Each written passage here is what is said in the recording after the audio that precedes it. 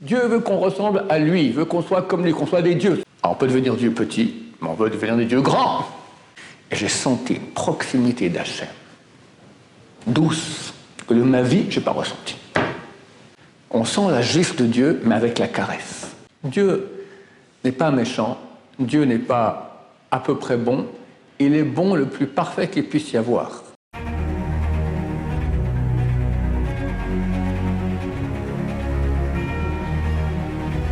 Ce jour dédié pour la Refoua Shema, la guérison complète et rapide, sans aucune séquelle de Eliaou Raphaël Ben Myriam, ce petit enfant qui a été renversé par un bus jeudi. Les médecins avaient dit qu'ils ne pensaient pas qu'il finirait la nuit. Baruch Hashem, il est encore vivant. On espère qu'il va se réveiller bientôt, en bonne santé, et sera, Bezrat Hashem, tout à fait en bonne santé, un grand tzaddik. Amen, amen. Amen. Alors la question de Israël. Alors comment sortir de la douleur, sachant qu'on est dans un monde de réparation, donc de souffrance, mais malgré tout, on ne doit pas vivre avec une espèce d'un sentiment de douleur, on doit être en joie, on doit donc peut-être accepter, mais comment s'en sortir presque vis-à-vis de ce sentiment de...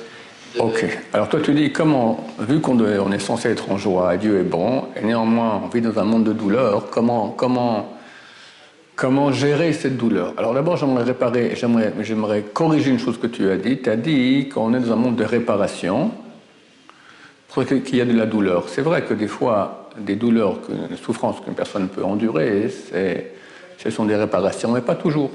Pas toujours. Il faut savoir que la souffrance en soi, elle est le plus grand mérite qu'on puisse avoir. Alors le Talmud dit, on veut ni les souffrances ni leur mérite, mais quand ça vient, on est censé dire merci parce que c'est vraiment quelque chose d'extraordinaire. On ne peut pas se rendre compte. Parce que le mérite est dans le monde infini et la souffrance est dans le fini. Donc forcément, le fini n'a aucune valeur par rapport à l'infini. Mais ce n'est pas agréable les souffrances. Moi, personnellement, j'ai vu, et je pense que beaucoup de gens aussi, ils analysent leur vie, ils verront que quand il y a une souffrance qui vient, après d'habitude, il y a comme une vague, il y a un creux de vague et un haut de vague. Plus le creux il est profond, plus le haut de vague qui viendra, il est énorme. On ne peut pas accéder à une chose qui a de la valeur dans ce monde sans effort. Effort égale souffrance, on revient au même. Effort, c'est un terme pour dire une petite souffrance. Quand c'est beaucoup d'efforts, ça s'appelle souffrance. Le Talmud dit, c'est Bachot page 5 qui traite là-bas beaucoup de la souffrance, qui dit qu'il y a trois choses qui s'éclairent avec souffrance. Olam Haba, le monde à venir, la Torah, la terre d'Israël. Ce sont les trois choses qui ont le plus de valeur dans la réalité. Olam Haba, c'est Dieu lui-même.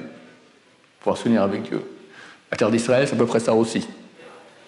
Et la Torah, ça aussi, c'est faire un avec la pensée de Dieu, d'accord, c'est s'unir avec Dieu aussi. Donc on ne peut pas arriver à une chose qui a une valeur sans souffrance. Comme la camarade d'entrée de Megillah, Yegata Matzata Tamin. Si tu as peiné, tu peux croire que tu as obtenu. Si tu n'as pas peiné, c'est comme le vélo, d'accord. Si quelqu'un, il roule en vélo et tout va très bien, alors soit il est en descente, soit il est en plat, mais pas mieux.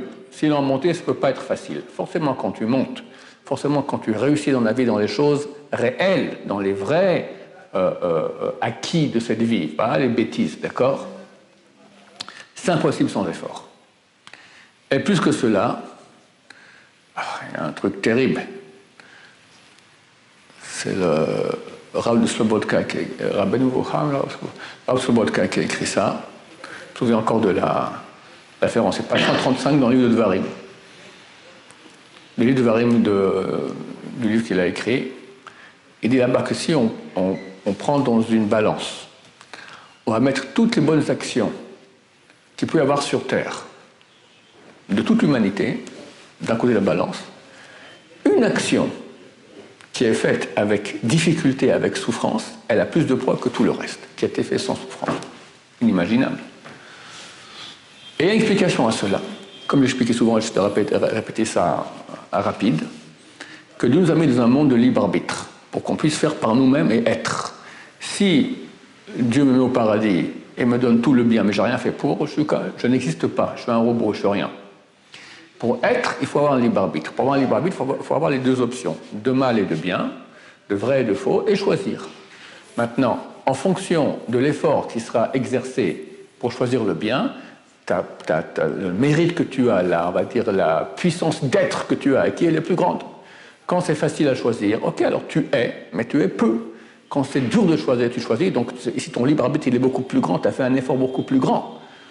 On voit qu'on a lu, il y a quelques semaines, les Parashat Shlach, les explorateurs. 12 explorateurs qui étaient des grands hommes qui partent, et 10 parmi eux qui vont parler mal, non seulement sur la terre d'Israël, mais sur Dieu. 2 qui vont s'en sortir. Un, Yoshua, c'est l'élève de Moshe, il a béni. Il a dit, si lui, il part en cacahuète, mon élève à moi, ça ne marche pas.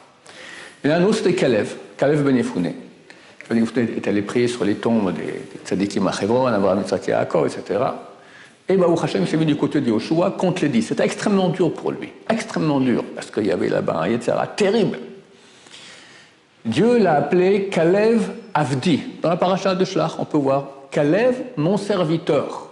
Ce terme, mon serviteur, n'a été dit qu'une seule personne de toute l'histoire, à part Kalev, Moshe Rabbeinu. Avdi Moshe. Lorsque Myriam et Aaron vont parler la Shonara sur Moshe, pourquoi il a plus de relation avec sa femme, etc., alors Dieu leur dit, comment avez-vous osé parler sur mon serviteur Moshe, Avdi Moshe? Aucun, ni Abraham, ni Yitzhak, ni Yaakov, ni Aaron, ni David, ni Shlomo, personne n'a été appelé Avdi, que Moshe Rabbeinu. Il y a un deuxième, Kalev. Le Rachaim HaKadosh, Rabbi Hamed Natar Zatzal, dit pourquoi? Parce qu'il a dû exercer des efforts énormes pour ne pas tomber dans le panneau de l'explorateur. Il est devenu Avdi. Ça veut dire que l'effort qu'on fournit pour faire du bien, c'est ça notre amplitude d'être. On est venu sur Terre pour être. Plus tu es, tu ressembles à Dieu. C'est quoi le Dieu? Dieu, on ne sait pas qui il est, mais on sait qu'il est. C'est son nom. Le nom qu'il a bien voulu dévoiler de lui-même, c'est Yud Kei Vav Kei. Yud Kei Vav Kei, c'est la contraction de 3 mots en hébreu, Haya, Ove, Viye, qui était et sera. En français, ils traduisent par l'être suprême. C'est ça. Celui qui était et sera, il est. Dieu veut qu'on ressemble à lui, il veut qu'on soit comme lui, qu'on soit des dieux. C'est le plus grand cadeau qu'il puisse y avoir. D'accord? Qu'est-ce qu'il y a de mieux dans l'univers que Dieu? Il n'y a pas mieux. Il dit, je veux que toi aussi tu sois un Dieu. Agmara, dans le traité Babakama, page 75b, a dit à la fin des temps, a dit à Yochanan, à la fin des temps, les tzadikim seront appelés au nom de Dieu. Tu vois, des personnes, tu les appelles Dieu, Yud Kei Vav Kei, Shakai, Elohim, des êtres humains. À la fin des temps, pas il y a 2000 ans, d'accord? Pas se tromper.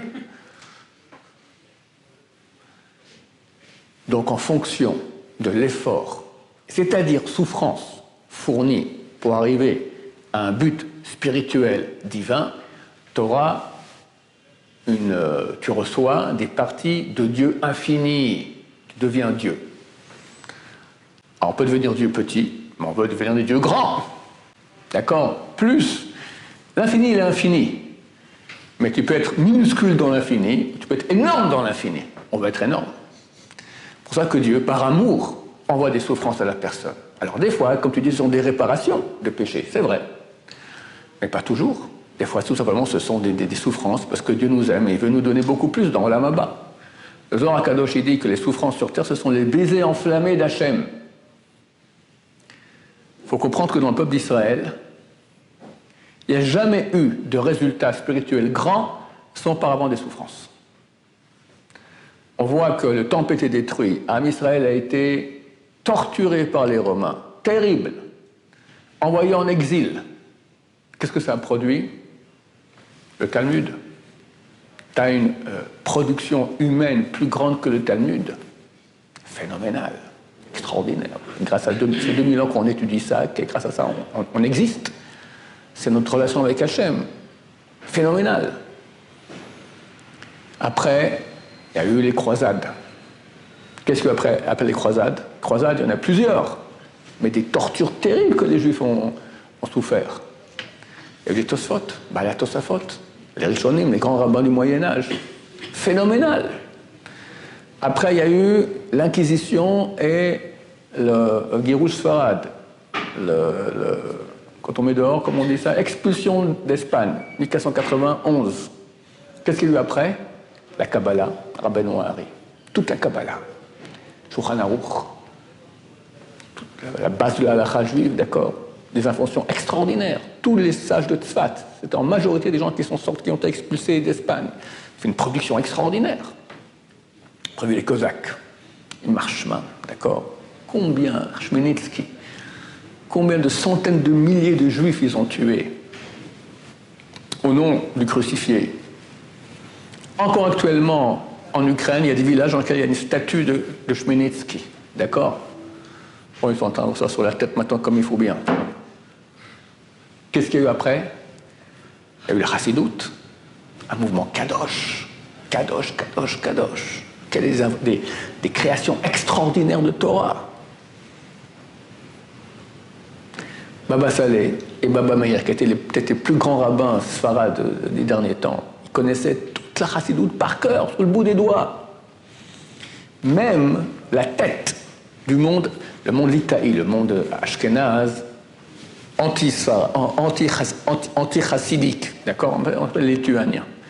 Le grand penseur du monde, ils n'aiment pas du tout les chassidim, le grand penseur du monde lituanien, décédé il y a quelques années, c'était Rav Moshe Shapira. D'accord? Très très connu. Profond, phénoménal. C'est un grand de Torah. Un jour, un de ses élèves, c'est en cercle très très fermé. Le Rav donne l'explication. Un élève, un grand Talmid Chacham, je le connais bien, il a dit, j'exige de savoir d'où le Rav tire cela.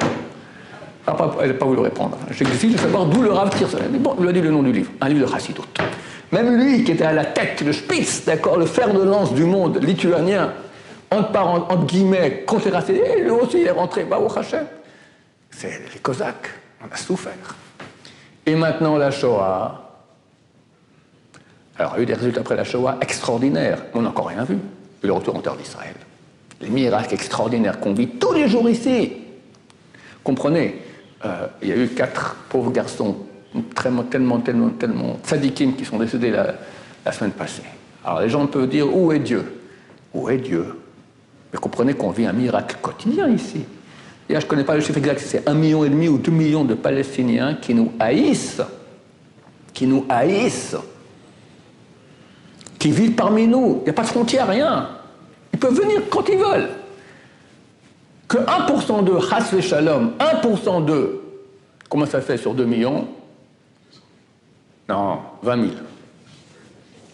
20 000 prennent un couteau de cuisine et viennent dans les villes en Israël. Qu'est-ce qu'il y aura? Hashem Mishmor. Et ils ne le font pas. Et ils ne le font pas. Ce n'est pas une protection de Dieu extraordinaire. Et les guerres avec nos ennemis extérieurs, combien on a été sauvés des miracles extraordinaires. Et la tchouva, aujourd'hui, des millions de juifs reviennent à la Torah, c'est phénoménal. Ça, c'est grâce à la Shoah, c'est 1/1000 de ce que la Shoah a donné. Ça va amener Mashiach. Parce qu'une souffrance comme la Shoah, ça dépasse tout ce qui est entendable, d'accord? C'est plus dans le monde du fini. Alors le résultat va être complètement infini. On passe dans une époque extraordinaire. On ne peut pas accéder à une chose de valeur sans souffrance. Impossible. Pourquoi? Parce que Dieu veut que tu aies ta participation. Si tu veux tout gratuit, il te donne gratuit, mais tu n'as rien fait, donc c'est pas à toi. Il veut qu'on puisse dire c'est à moi. Quand c'est à moi, quand je dis j'ai payé, j'ai souffert, c'est à moi. Aucune justice divine, aucun côté du mal peut venir et accuser et dire ça ne t'appartient pas. Quoi, regarde ce que j'ai souffert, ça m'appartient totalement. Il faut comprendre que la justice divine, c'est-à-dire le côté négatif, il a des envoyés sur terre. Par exemple, ils ont fait une organisation qui s'appelle l'organisation, c'est marqué que le peuple d'Israël comparé à une brebis parmi 70 loups. Après la Seconde Guerre mondiale, les 70 nations ont créé une association qui s'appelait l'Organisation des loups unis, l'OLU.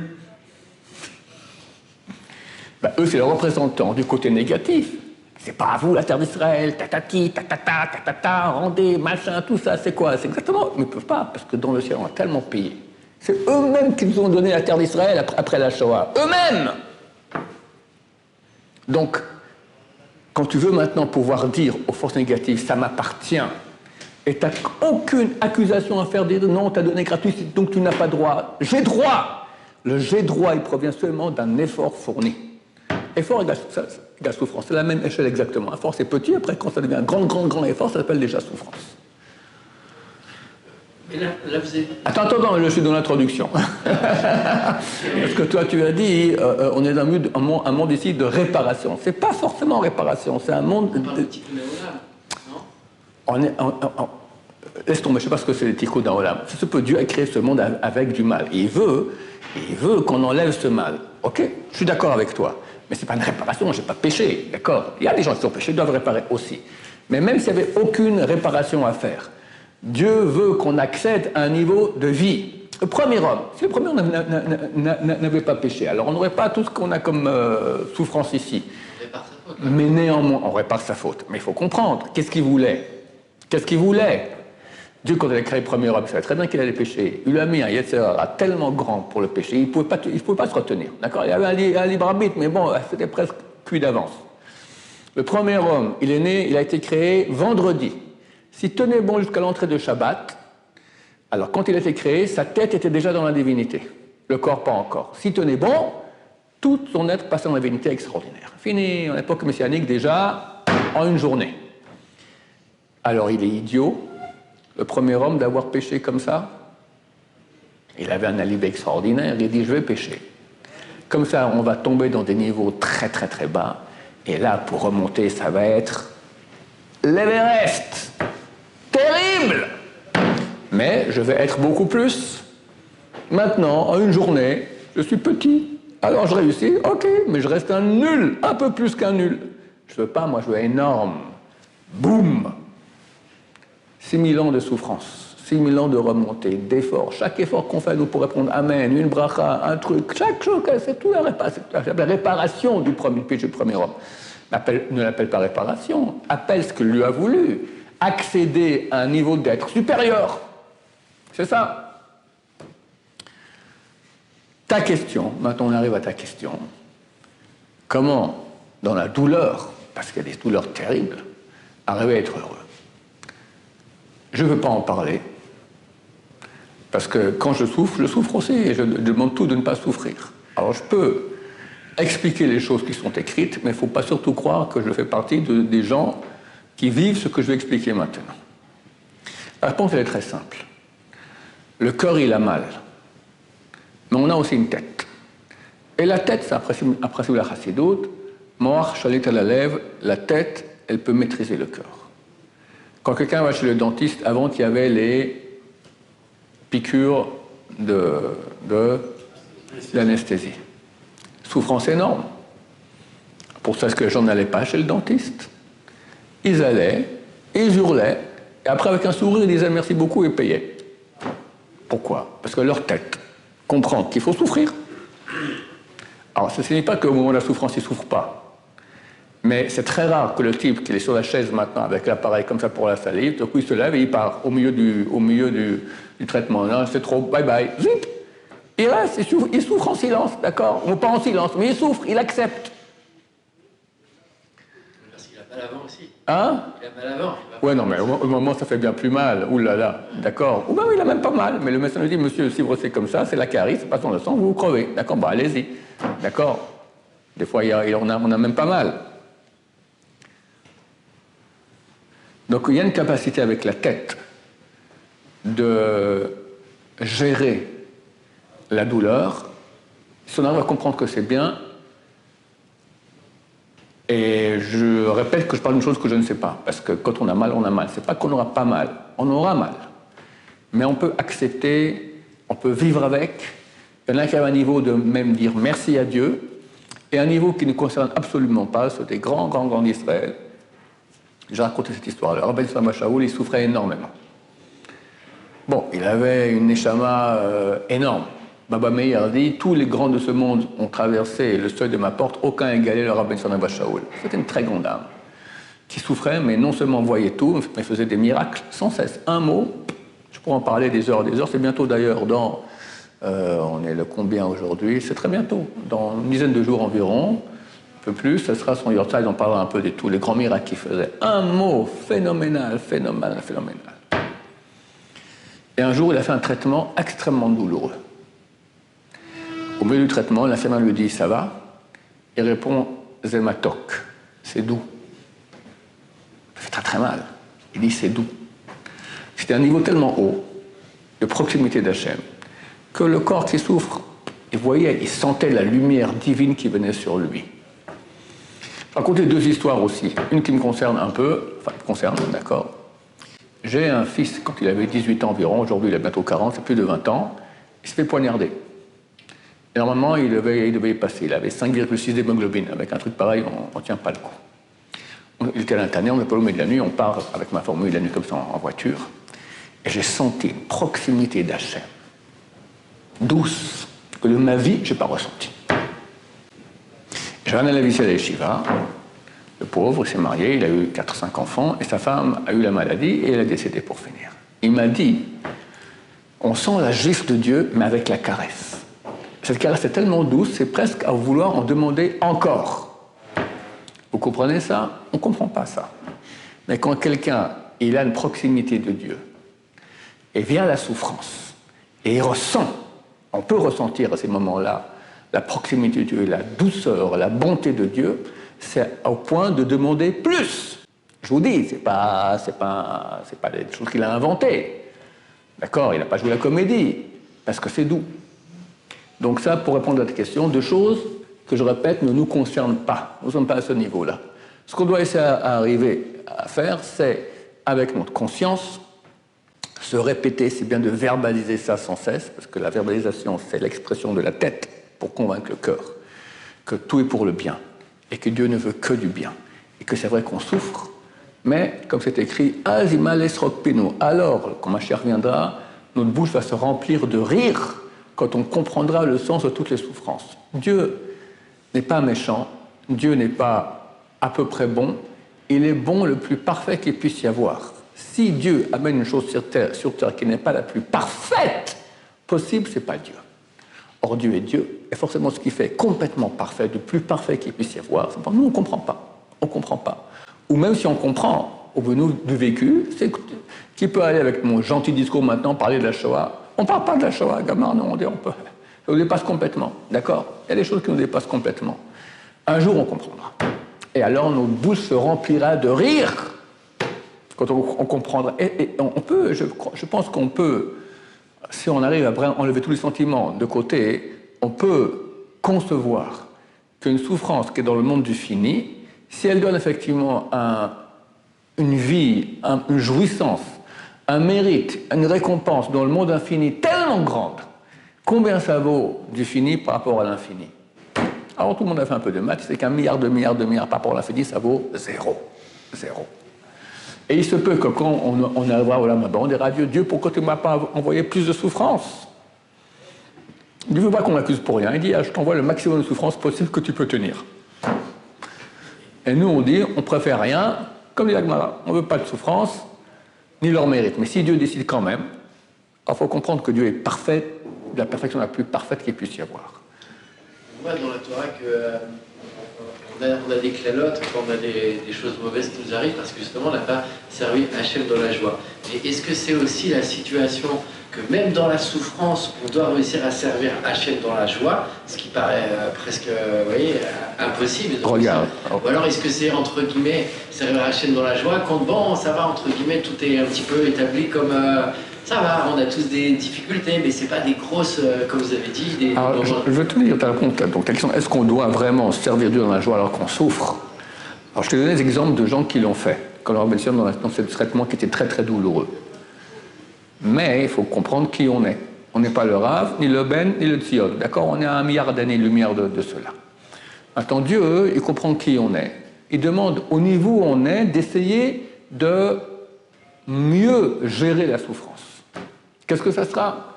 Alors, quelqu'un maintenant, il souffre, avec la tête, il va essayer de raisonner le mieux qu'il peut pour accepter la souffrance, pour... Je ne dis pas qu'il ne va pas souffrir, je ne dis pas qu'il va même pas peut-être dans ce corps, il en voudra Hachem, Chassé Shalom, d'accord. Mais essayer de diminuer tout ça grâce à la conscience. Le seul moyen de gérer le cri du cœur, c'est avec le raisonnement de la tête. Actionner la tête sans cesse, beaucoup, forcément ça va atténuer les réactions animales, naturelles et normales de quelqu'un qui souffre. C'est le seul moyen que je connais qui existe. D'accord? Maintenant, dans quelle mesure on va réussir à avoir un résultat à 100%, je vous dis à l'avance, il n'y a pas. 100% c'est pour les grands tzadikim, c'est pas pour nous. D'accord? Mais au moins on fera un effort. Ce que Dieu nous demande, c'est dans la douleur aussi comprendre que ça provient de lui. C'est déjà énorme. Si quelqu'un peut même dire le mot merci, bien qu'il souffre, et il supplie Dieu d'arrêter, mais il dit aussi un petit merci en passant, ça vaut énorme, il faut comprendre, je répète. Les petites choses, comme je vais raconter une chose que j'ai vue hier. À la fin d'un paracha de Chokat, qu'on a lu en Israël, qu'ils vont lire à l'étranger cette semaine, Moshe Rabbeinu part en guerre contre Og Melech HaBashan. Et il a peur. Et Dieu lui dit, n'aie pas peur de lui. Pourquoi il avait peur?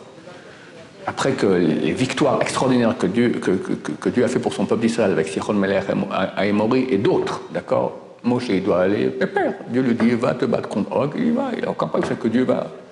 Quand Dieu lui dit n'aie pas peur, c'est-à-dire qu'il y avait une très bonne raison d'avoir peur. Dieu n'a pas dit tu as tort d'avoir peur, il n'est pas peur, mais il avait compris qu'il y avait une très bonne raison d'avoir peur. Quelle raison? Og avait un mérite. Quoi? Environ 400 ans plus tôt, 4 rois sont venus du nord, ont conquis la terre d'Israël, ils ont kidnappé Lot et l'ont pris avec lui. Lot est le neveu d'Abraham.